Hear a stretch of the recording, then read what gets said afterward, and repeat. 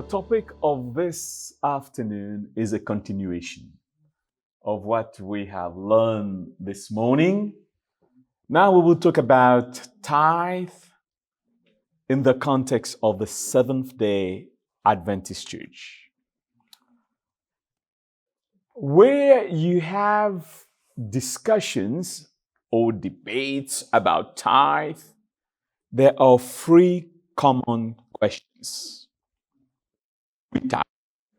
You will hear people asking that, should we tithe? Others will ask this question, where do we bring our tithe? And a third category of question is, how should we use tithe? And probably this one is even more, when you hear this debate, people usually focus on how do we use the tithe? Friends, there have always been opposing views regarding these questions. But something has changed recently. These opposing views, they have made their way to the church pulpit. I don't know all over the world, but where we are here, you will hear people teaching about should we tithe, how to bring tithe, where to bring tithe, how to use tithe, providing answers that are completely unconventional, if we can use this word. You know, I'm the type of person, as a stewardship educator, I have mostly focused on encouraging people to practice stewardship, or sometimes teaching people how to implement stewardship principles. This is what I like to do, encourage, but I believe that I need to do more, and probably we need to do more than just encouraging and helping people to embrace stewardship. This text of Paul speaks to me in this context. 1 Peter 3, Peter, thank you. I was checking if everyone is awake. Okay, 1 Peter 3 verse 15, always be prepared to give an answer to everyone who asks you to give the reason for the hope that you have. But then Peter is saying, but do this with gentleness and respect. I think we need to defend our position regarding tithe. We need to be able, at least us as stewardship educators, we need to be able to justify why we are doing it the way we are doing it. I'm not talking about being confrontational, but we need to be able to provide the answers. We cannot only stop with the preaching, the encouragement, but we need to go further. In this presentation, I will try, I don't have all the answers, you will see very rapidly, I don't have all the answers, but we will try to cover these three questions. And I invite you to keep exploring these three questions by yourself. At the end, I will share a link where you can have more materials to cover this. How did the Sabbatarian Adventists come up with the systematic giving plan? And how did the plan evolve? Because there was some evolution. What we embrace at the beginning is not what it's not what we kept over the years. The second question, how did the Seventh-day Adventists adopt the tithing system? We have a tithing system today. How was it adopted? This is an interesting question that we should be able to provide these answers to our church members. And the third one, how does Ellen White relate to the systematic benevolence and to the tithing system in her teaching and her personal practices? Let's start. The first question. We came to the systematic giving plan, we have to admit that for very practical reasons. Let us be honest. It is for very practical reason that we came to the systematic benevolence plan. We are in the 1850s. The great Who is calling? I'm sorry.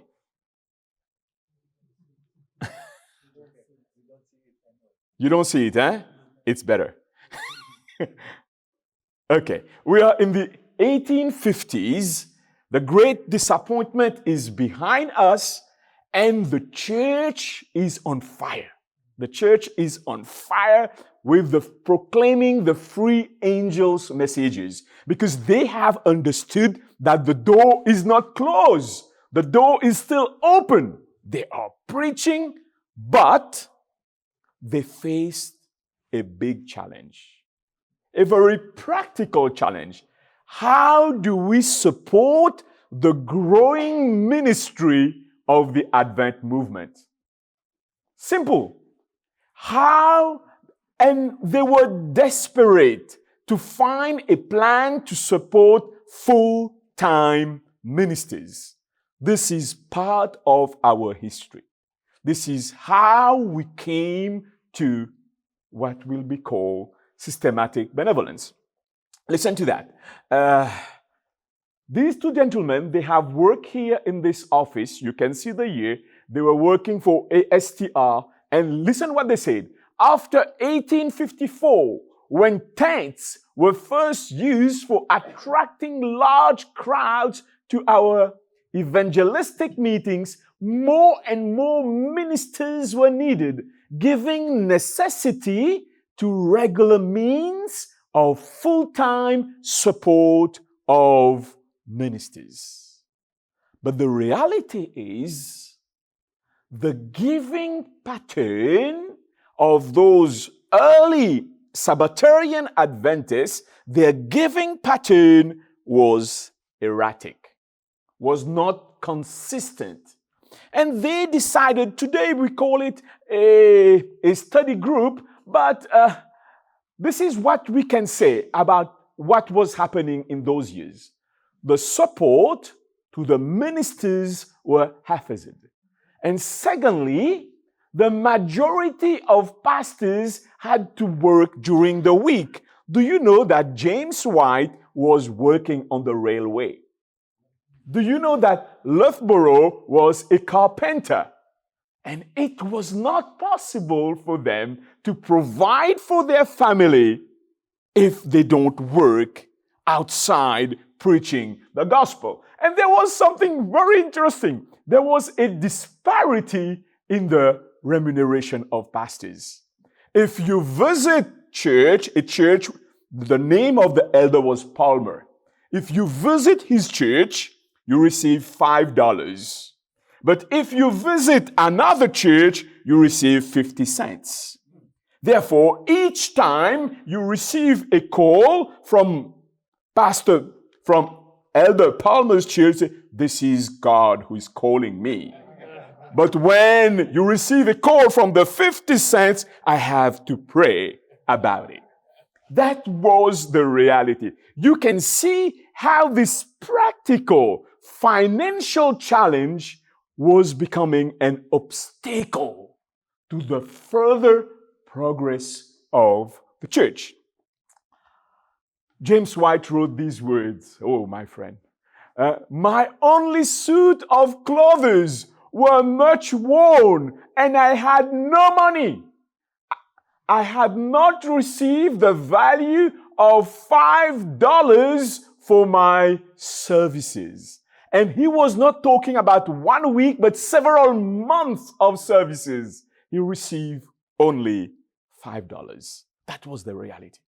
And then Something that will make it worse, in 1858, there was an economic depression in the US, a serious one. And then our leaders say, hey, we need to go back to the Bible. We need to find an answer. We know that our calling is from the Lord, but how do we support that?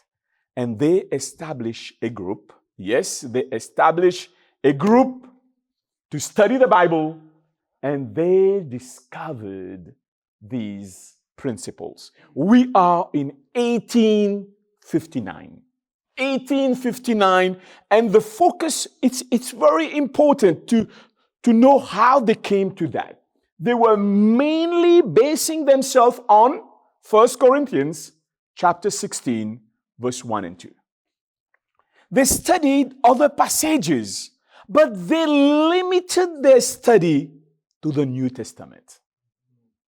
And this will help to explain why they did not get it completely on the first time. Because the New Testament, Marcus was sharing about that, does not talk much about giving, does not talk much about offerings, and even less about tithing. But the principles were there. The principle of regularity, the principle of participation, the principle of planning, and the principle of proportion. We started understanding this is how we should give. Marcus was talking about a system, and now the system is what they are embracing. And this system has 4 key components. Okay, you have good principles, but how do you translate that in reality? What does that mean to give regularly? What does that mean? Participation, planning. They don't have the Old Testament. And they came up with something. You know that probably. They say, okay, our sisters, if you are aged between 18 and 60, contribute 1 to 10 cents per week. Okay? And if you are a brother, they are assuming that brothers earn more than sisters. They say, you contribute 2 to 25 cents per week. And then, what look closest to tithe is this one.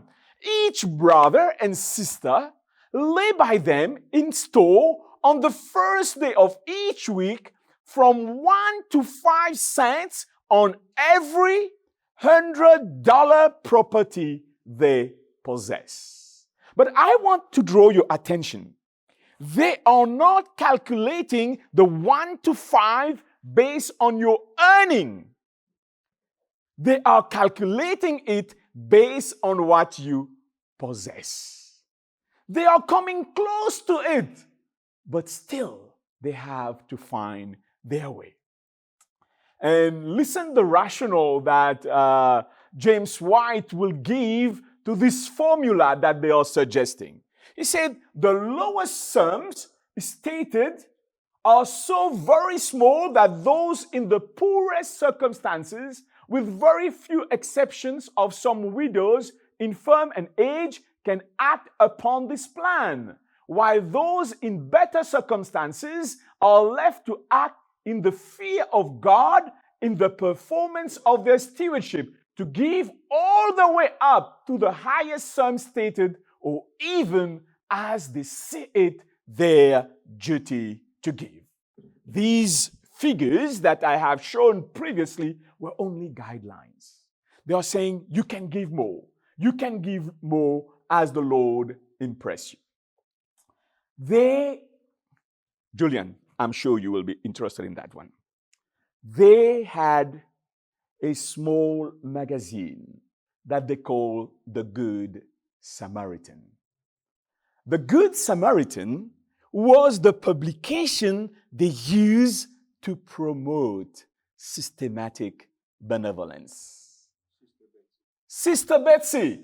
What is the link between Sister Betsy and systematic benevolence? Not only the S and the B.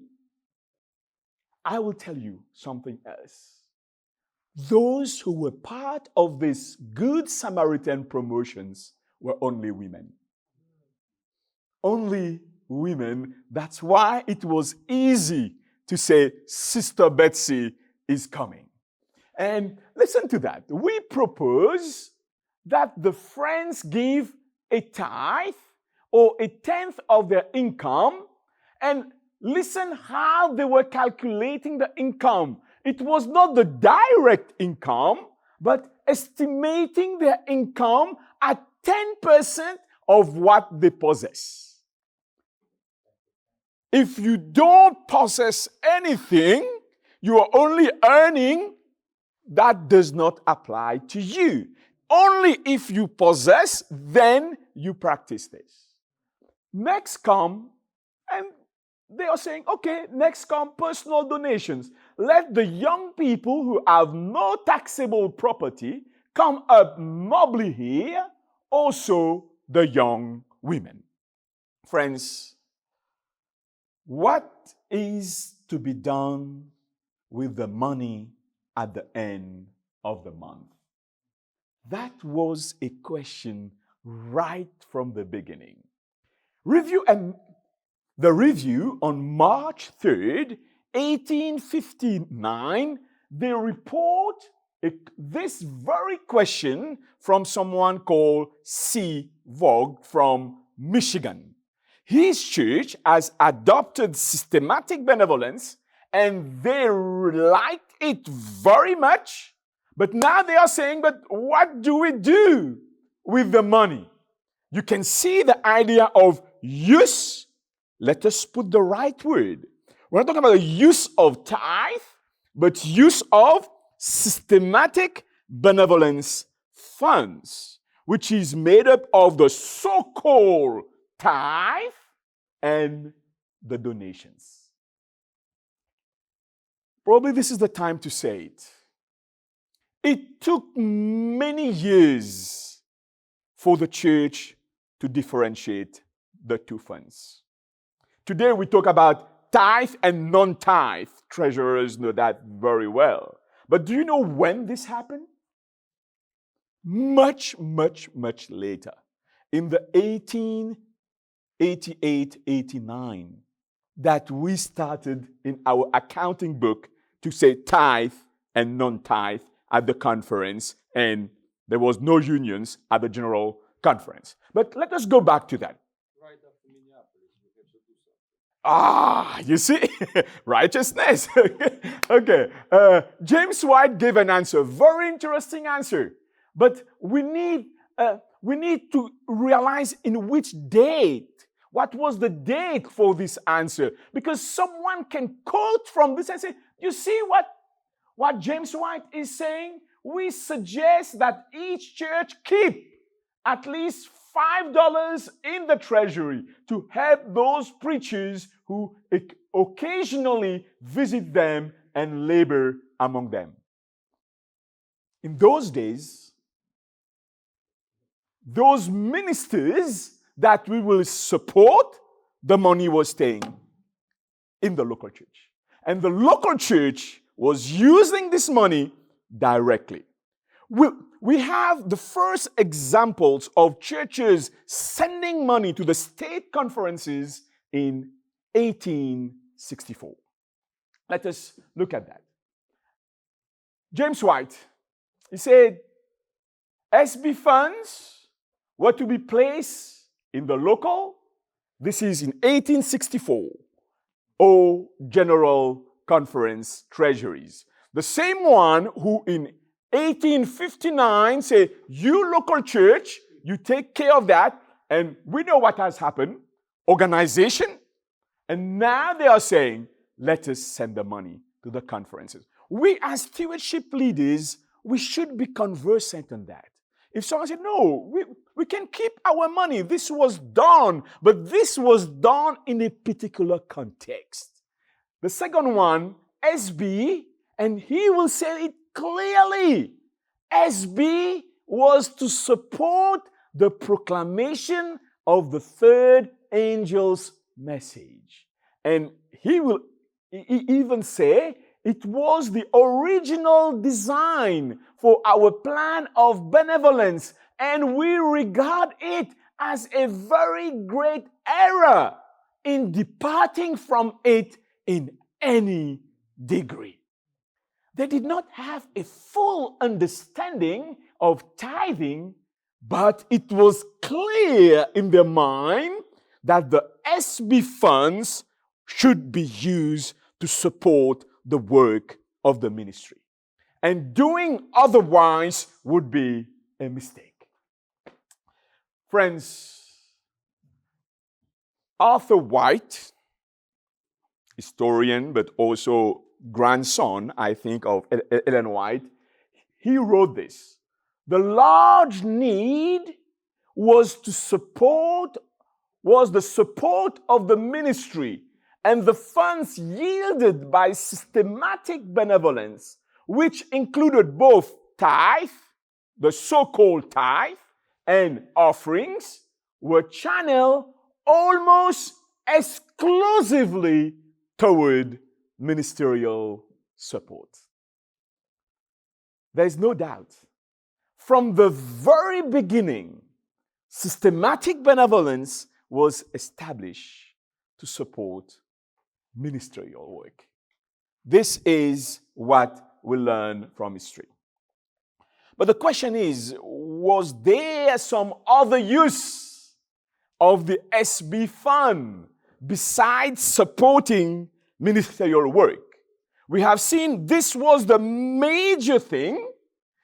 We have to be honest to admit that there were other usages of the SB fund besides ministerial support. It was not the main thing, but there were some subsidiary things for which they were using the SB fund. We are not talking about the tithe fund.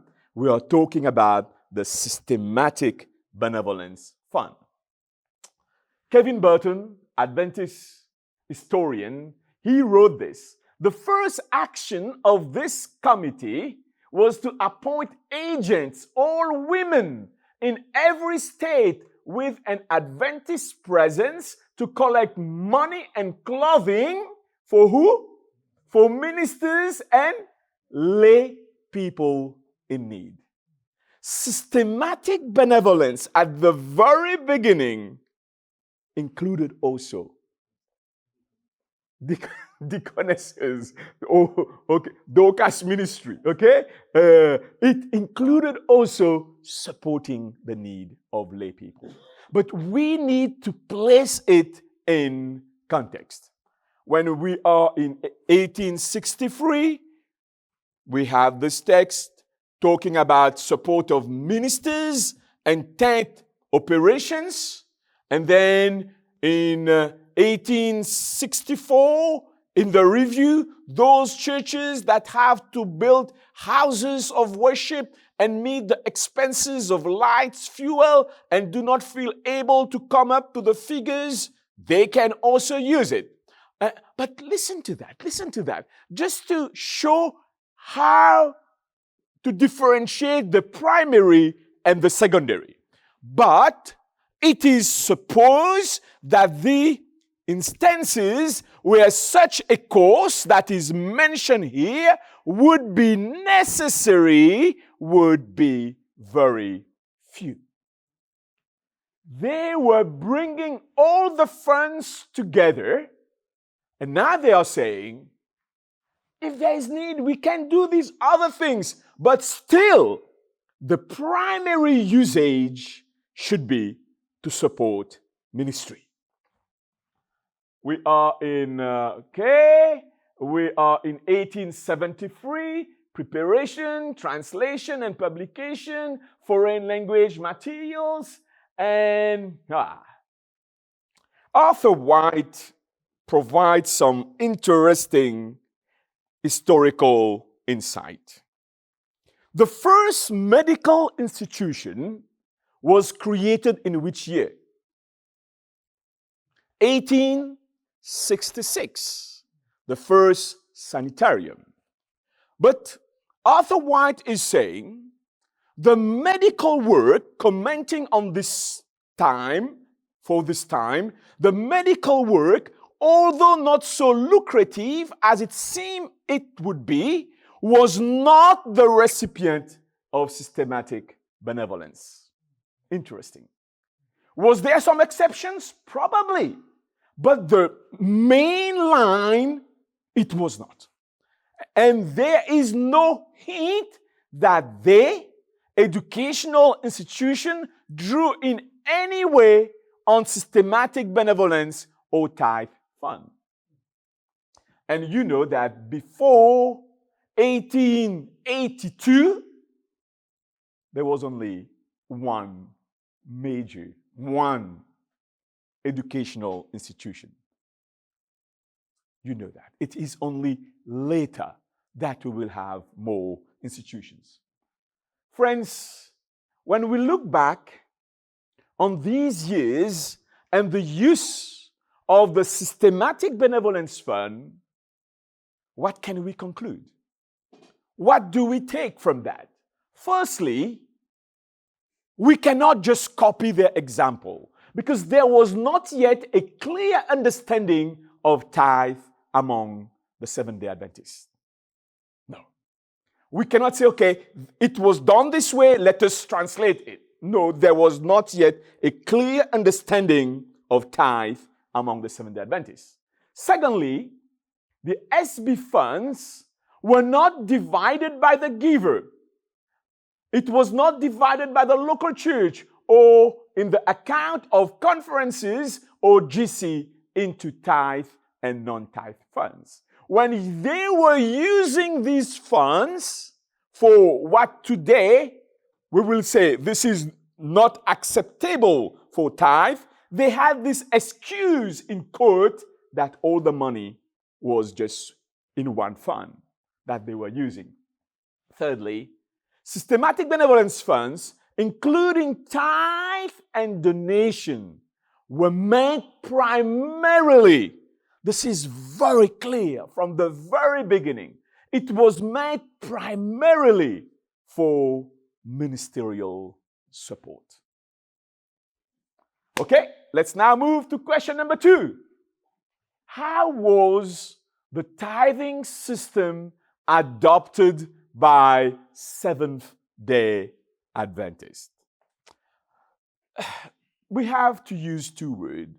It was gradual and progressive. It did not come just at once. No. The first mention is from a gentleman called Clark. We are in 1862, and he will be the first one to draw connection between tithing. In 1861, James White mentioned tithe already. You remember that? But now in 1862, for the first time, they will draw a connection between tithing, systematic benevolence, and Malachi chapter 3. Previously, they were mostly exclusively bringing the teaching, supporting the teaching from the New Testament, but now they are using Malachi chapter 3. And in November 1864, James White wrote these words. Now we see how we are approaching this tithing doctrine within the Adventist Church. The children of Israel were required to give a tenth. This is the Bible tithe, or tenth of all their increase. And it cannot be supposed that the Lord requires less of His people when time is emphatically short and a great work is to be accomplished in the use of their means. And He's even saying what is the use of their means in giving the last merciful message to the world. But at the same time, how to calculate tithe? A tithe or tenth of their increase is just exactly 1/10 of the increase of their property. They have understood tithing, but not how to calculate it yet. They are still calculating tithing based on property. And they are saying, okay, has a brother or sister increased the value of his or her property during 1864 by the sum of $1,000, a tithe would be just $100. It is, the calculation is still with property. We had to wait until 1875, where we will have a better understanding of how to calculate tithe based on direct income and not on property. By 1875, the principle was becoming apparent to the membership that 1/10, not of property, but of their income from every sort, was to be a base for systematic giving. And they will even regret their misunderstanding of the past. They will say, oh, the defective plan that we have before, those who had little or no property and at the same time had considerable income, in some cases robbed the Lord of nearly or quite all the tithes of their actual income. They say, oh, we made a mistake. Now we have the proper understanding of how to calculate the tithe. When we talk about the tithing history in the Adventist Church, there is a date that is really special. October 6, 1878. The General Conference took 3 resolutions. I won't read the 3, I will just read 2 for you.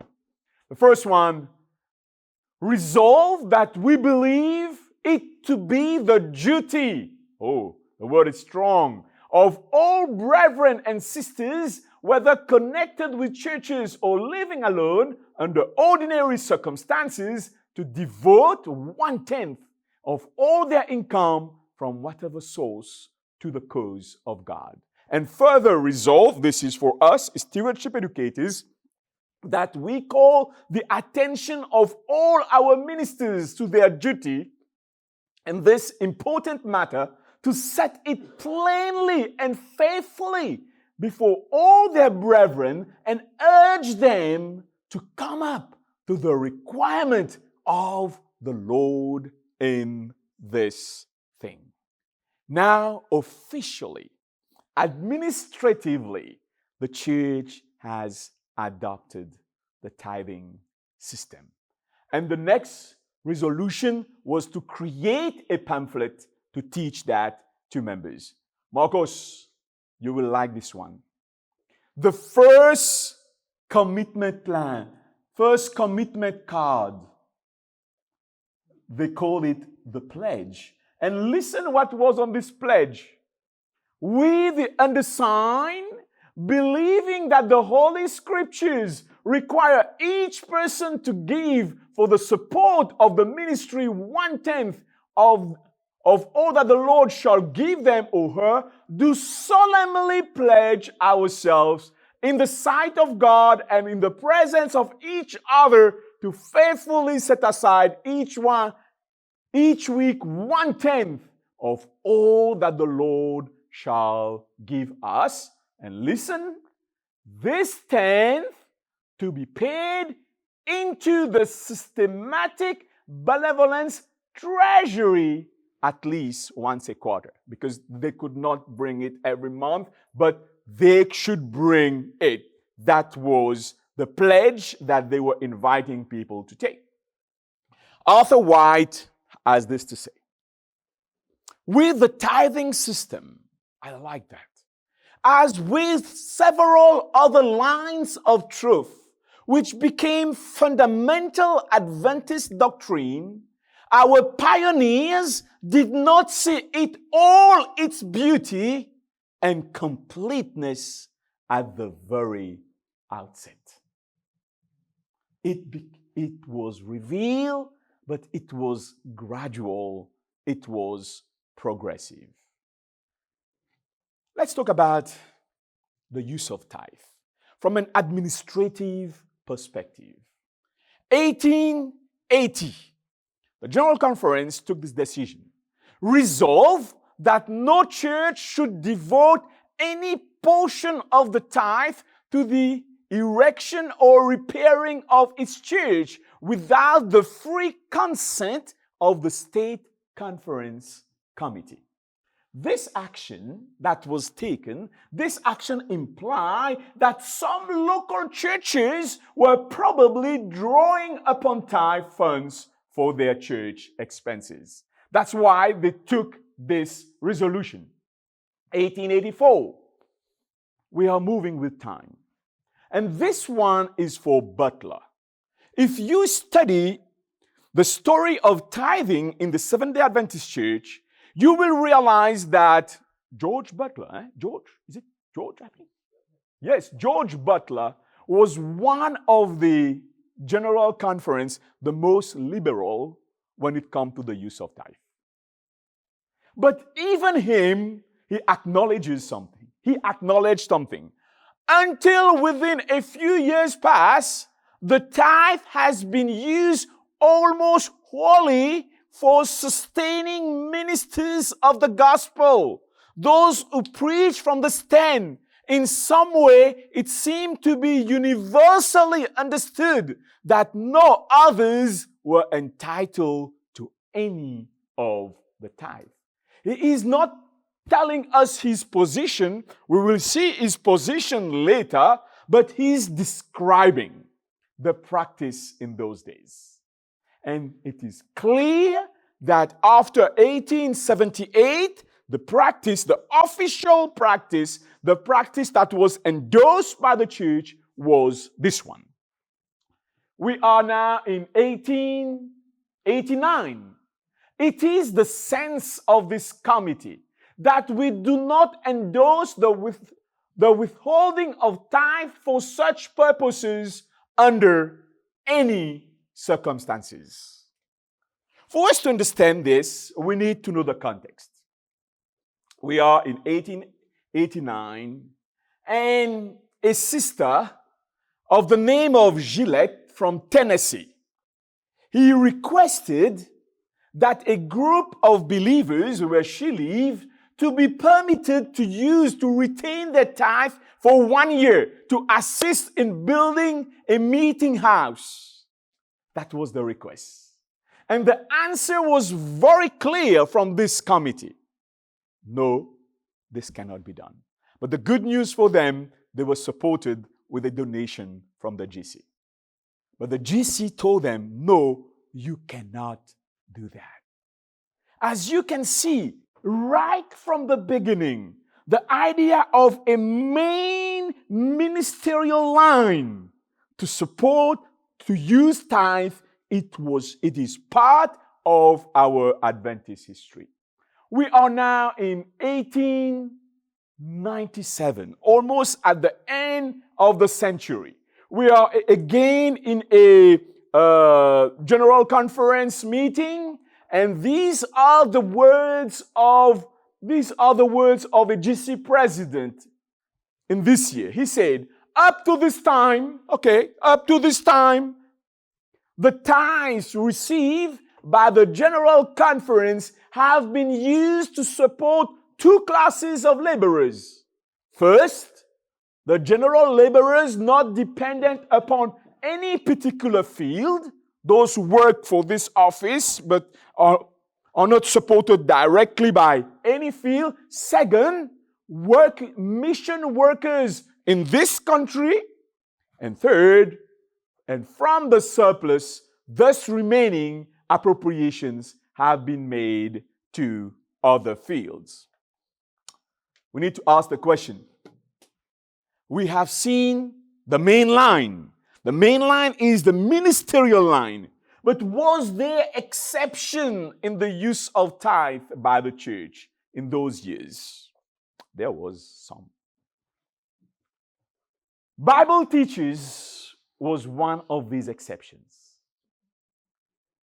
For example, the General Conference Association voted to recommend that the Upper Columbia and North Pacific Conferences each pay for their respective conference funds the salary of one teacher employed in the Walla Walla College with the view of meeting the present season's deficit. From each time you will see the church saying yes to supporting ministers, it was always when it was hard. It was never the first choice. Always when there was a challenge. Let me share this. Butler, I talk about Butler. We need to share about Butler. On this issue of using tithe, Butler is not a major voice, but we need to know his thought, because you will see that many people are still reasoning along the same line today. Many can labor as effectively in the missionary work as colporteurs and laborers as those who preach from the desk.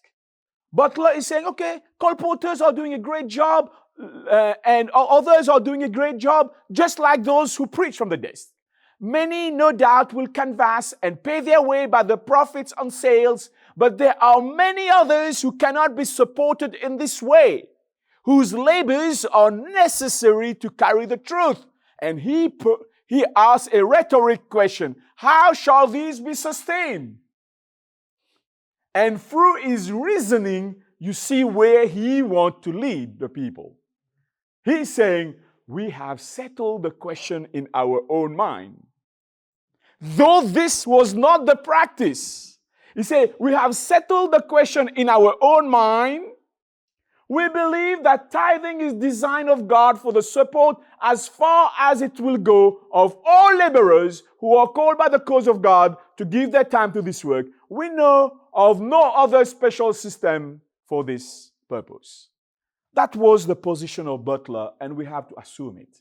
But when you look at the mass of evidences, this was not a major position within the Adventist church. Let me share this with you. But Butler, though he had some kind of wide usage of tithe, he said, but please bring the tithe to the general conference. Don't use it yourself. We will use it in a large way, but bring it, please. He said, we expect that all the tithe be paid into the treasury of the Battle Creek Church during the present year. Will every cent of it be paid over to the state treasury where it ought to go? Friends, what is the difference? Before I move to the last section of this presentation, what is the difference between systematic benevolence and tithing system? We have two positions on that. You will hear some Adventist historian, they will tell you systematic benevolence and tithing system, they were completely different. Two different things. You have this gentleman of the name of Underwood. He wrote this: we had a plan then called systematic benevolence. Some confuse that with tithing, but they are as far apart as the east from the west, with only one exception. There was system to it. This is one position. Because we have to admit that there have been changes happening. And he's saying, no, these two plans are completely different. But there is a position with which I align myself more easily, is systematic benevolence. The tithing system is an extension of the systematic benevolence plan. You have met this gentleman yesterday. These words come from our White Estate current director, Merlin Bird. He wrote, while the 1859 systematic benevolence plan had focused on the importance of systematic giving, based on 1 Corinthians 16:2, the 1878 revisions actually define the Bible plan of how the amount was to be determined. There is continuity. The Lord revealed the principles of giving, and then in 1878, the Lord revealed how to give in terms of how to calculate the giving using the biblical tithing principle. How do Ellen White relates to the systematic benevolence plan and to the tithing system in her teachings and personal practices? Very early, Ellen White would endorse systematic benevolence. 1859. She wrote, "The plan of systematic benevolence is pleasing to God." I like that. Pleasing to God. I was pointed back to the days of the apostles and saw that God laid the plan by the descent of His Holy Spirit, so that by the gift of prophecy, He counseled His people in regard to a system of benevolence. When we say Sister White has endorsed systematic benevolence, what she was endorsing was not the 1 cent for the women, the 2 cents for the men, or based on your possessions, 1 to 5 cents per week. Because she is pointing us back to the time of the apostles. And this calculation, you can't find that there. When she is endorsing systematic benevolence, she is endorsing these 4 principles of giving, but not the actual way they were calculating their giving. Let us now move to what Sister White will write in 1875. And many think that this is what would lead the church in 1878 to embrace fully the tithing system. The special system of tithing was founded upon a principle that is as enduring as the law of God. This system of tithing was a blessing to the Jews, else God would not have given it them. So also will it be a blessing to those who carry it out to the end of time. Our Heavenly Father did not originate the plan of systematic benevolence to enrich Himself, but to be a great blessing for man. He saw that this system of beneficence was just what man needed. I want to draw your attention on this.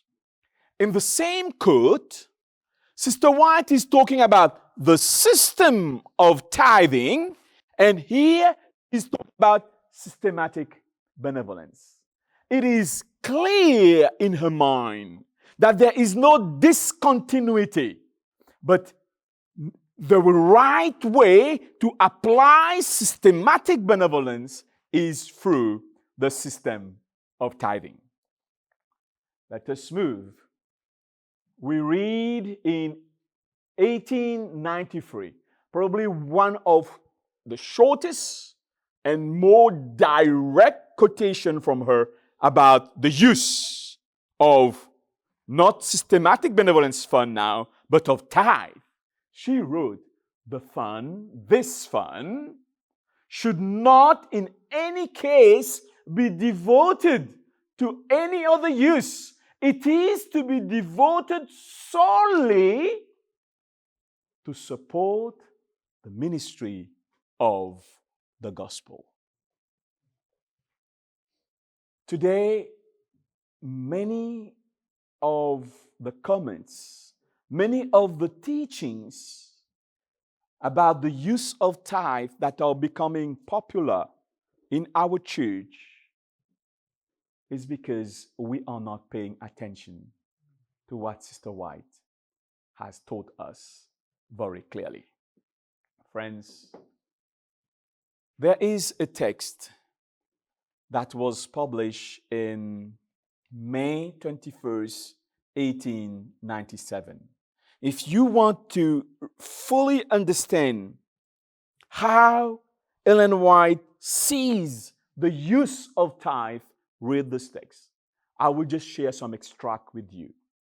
The writers, because some people were asking questions, the writers suppose that they were authorized to use the tithe money in meeting the expenses of the church, as these expenses were quite heavy.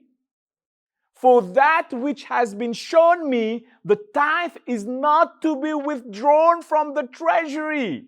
Every penny of this money is the Lord's own sacred treasure to be appropriated for what? For a special use. Without ambiguity, she's talking about that. A great robbery has been practiced in the meager wages paid to some of the workers. If they give their time and thought and labor to the service of the master, they should have wages enough to supply their families with food and clothing. But notwithstanding this, those who are officiating in this work, she's very clear, see that there is not money in the treasury to pay the minister.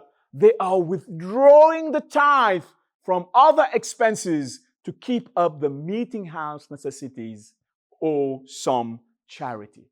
She chooses not to agree with that. And then she concludes by saying, this is where you can find that, the light which the Lord has given me on this subject is that the means in the treasury for the support of the ministers in different fields, ministers working probably different ways, is not to be used for any other purpose. Very clear.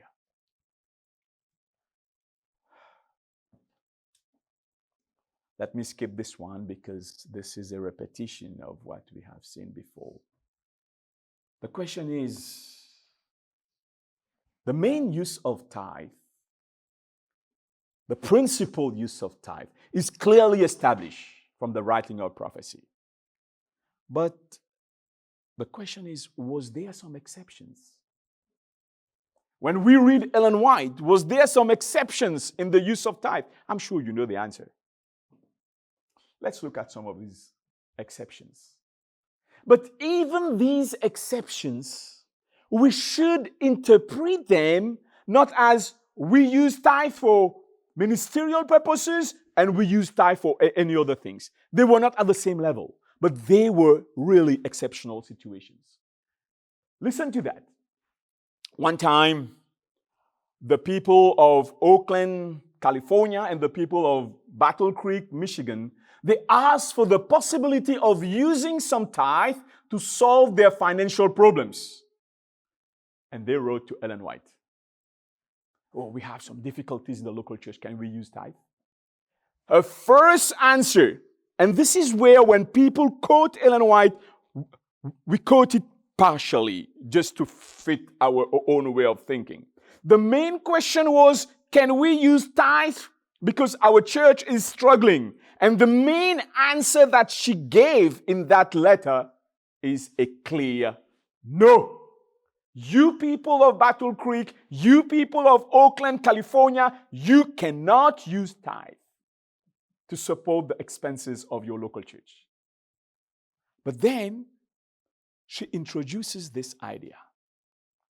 There are exceptional cases where poverty is so deep that in order to secure the humblest place of worship, it may be necessary to appropriate the tithes.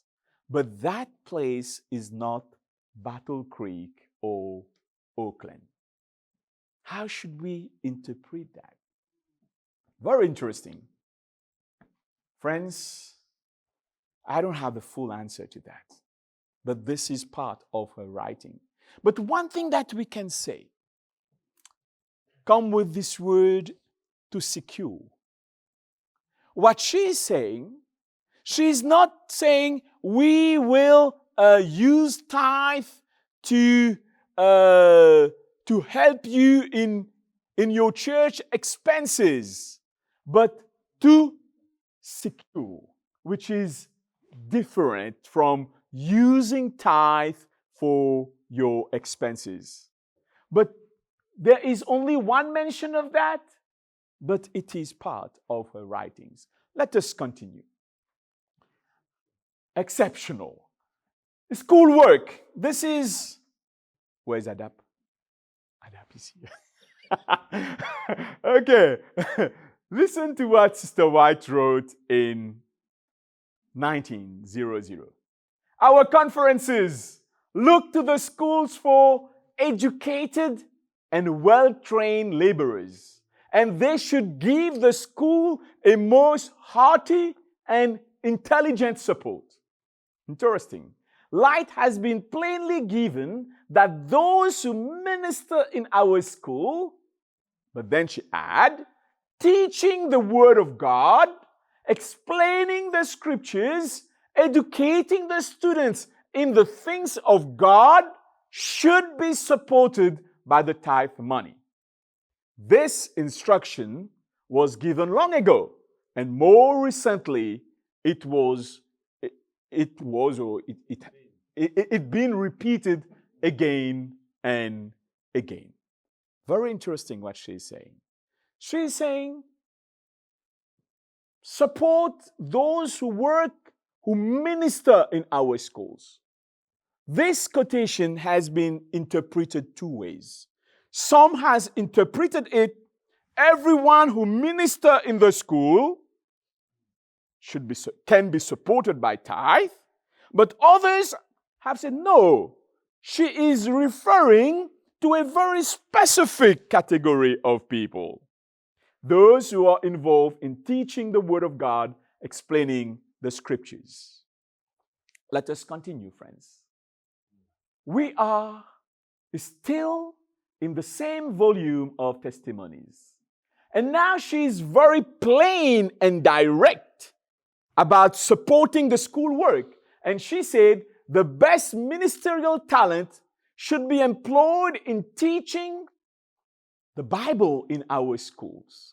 Those selected for this work need to be thorough Bible students and have a deep Christian experience, and their salary should be paid from the tithe. Between these two texts, there is some differences. Here it is very clear. She is specifying that Bible teachers can be paid using tithe. Another text about schoolwork. The Lord desires the churches in every place to take hold more diligently of the church schoolwork, giving liberally to sustain the teachers. And some were asking the question, could not the second tithe be used for the support of the church schoolwork? The second tithe here is not the second tithe of the member, but the second tithe of conferences to the general conference. This is how we should interpret the second tithe in this context. Because in this year, they decided to encourage conferences to not only give 10%, but to give more than 10%. And at the end, they were giving around 19%. But the point is, could not the second tithe, we're talking about tithe, be used for the support of the church schoolwork? And she answered, it could be used for no better purpose.